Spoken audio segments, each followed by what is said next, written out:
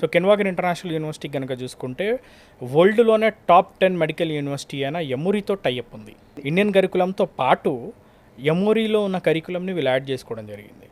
So add చేసుకొని US యొక్క PG entrance exam USMLE యొక్క ప్రిపరేషన్ ఫస్ట్ ఇయర్ నుంచే ఇస్తున్నారు. మన స్టూడెంట్స్కి 2 ఆప్షన్స్ అండి. ఒకటి జార్జియాలో కనుక చూసుకుంటే ఎంబీబీఎస్ 6 years ఇంక్లూడింగ్ ఇంటర్న్షిప్ ఉంటుంది.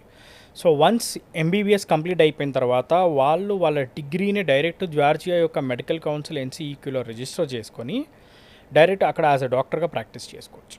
మన స్టూడెంట్స్ అందరూ ఇండియా వస్తారు కాబట్టి most of the students India వచ్చి ఇక్కడ ఎఫ్ఎంజీ రాసుకోవచ్చు, foreign medical graduate exam. So అది రాసుకున్న తర్వాత ఇక్కడ యాజ్ అ డాక్టర్గా వర్క్ చేసుకోవచ్చు, ఇక్కడ పీజీ చేయవచ్చు. సో యూఎస్ఎంఎల్ఈలో మనకి స్టెప్ 1 ఫస్ట్ 3 years కవర్ చేస్తారు. రైట్. స్టెప్ 2కి వచ్చేసరికి ఏంటి అంటే నెక్స్ట్ 2 years కవర్ చేస్తారు. సో 5th year కంప్లీట్ అయ్యే లోపు స్టూడెంట్స్ డైరెక్ట్గా యూఎస్ యొక్క పీజీ ఎంట్రన్స్ ఎగ్జామ్ క్లియర్ చేసుకుంటారు. దీని పాసింగ్ పర్సంటేజ్ కూడా చూసుకున్నా 85% ఉంది. డైరెక్ట్గా క్లినికల్ అబ్జర్వేషన్షిప్కి యూఎస్లో ఉన్న ఎమోరీ యూనివర్సిటీకి సమ్మర్ బ్రేక్లో 2 months వెళ్ళొచ్చు.